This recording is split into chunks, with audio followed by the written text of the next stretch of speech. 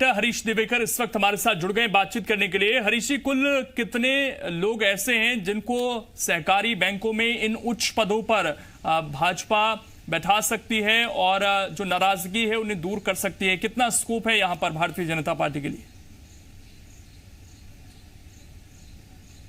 देखिए, अभी प्रारंभिक जानकारी जो आ रही है, केंद्रीय जिला सहकारी बैंक से लेकर अपेक्स बैंक तक के चेयरमैन और प्रशासक के तौर पे विधायकों को और सांसदों को नियुक्ति दी जा सकती है। और अभी इसके हिसाब से 10 से 11 पद निकल के आ रहे हैं और स्क्रूटनी होगा तो और पद भी निकल सकते हैं। और बड़ी बात है कि इन पदों पर लाभ के पद ना होने से विधायकों की विधायकी पे कोई खतरा नहीं आएगा। साथ में राज्यमंत्री या मंत्री जैसा भी सरकार चाहेगी पद के हिसाब से, कद के हिसाब से वो दर्जा देगी, तो ऐसे में विधायक बिना मंत्री बने भी मंत्री का सारी सुविधा ले पाएंगे, मंत्री का दर्जा ले पाएंगे। और सबसे बड़ी बात यह है कि भाजपा के सामने एक बड़ा संकट टल जाएगा कि जो नाराज विधायक हैं उनको कहाँ ले जाएं।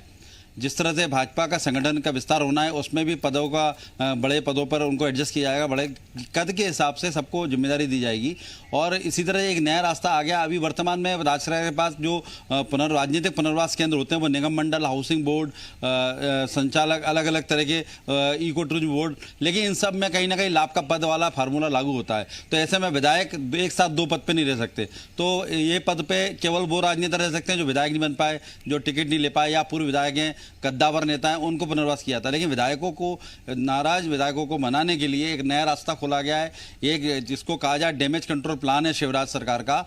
और इससे 2 फायदे होंगे लोगों को बताना चाहूंगा। एक तो मध्य प्रदेश में कोऑपरेटिव मूवमेंट जो कभी मजबूत हुआ करता था टूट गया है, वापस से खड़ा किया जाएगा। आत्मनिर्भर भारत की बात जो बार बार चल रही है, किसानों से जुड़ा सेक्टर होता है पूरा सहकारिता, तो यहाँ से किसी भी लोन क्षेत्र में पैसा दिया जाता है, उसका क्या नाम है, पशुपालन, खेती, कृषि संबंधी अन्य कार्य या छोटे मोटे कार्य के लिए शॉर्ट टर्म में, लॉन्ग टर्म में लोन दिया जाता है। तो इसके माध्यम से जनप्रतिनिधि जब एक बैठ जाएंगे बड़े स्तर पर, तो उसको राज्य सरकार आने वाले समय के लिए सहकारिता मूवमेंट, कोऑपरेटिव मूवमेंट खड़ा करेगी, जो आने वाले समय में किसानों के लिए और सरकार के बीच में ब्रिज का काम करेगा, जो सरकार को आगे जाके काफ़ी फायदा होगा। लेकिन अभी जो पहला जो दृष्टि है, पहला कदम है और पहला फायदा वो ये है कि नाराज विधायकों को बनाया जा सकेगा।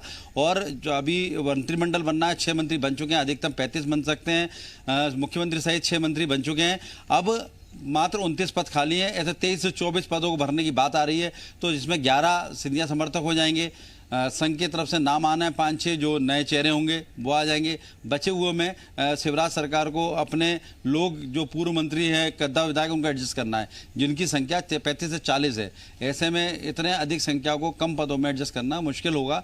इसी के चलते ये रास्ता निकाला गया है। इसके अलावा दूसरे रास्ते भी देखे जा रहे हैं। जैसा माना जा रहा है कि मुख्यमंत्री आज देर शाम तक दिल्ली रवाना हो सकते हैं। उनकी केंद्रीय राष्ट्रीय अध्यक्ष जेपी नड्डा, BL संतोष राष्ट्रीय संगठन मंत्री और सहित वहाँ अमित शाह और ज्योतिराज सिंधिया से मुलाकात होगी और उस पर रणनीति बनेगी।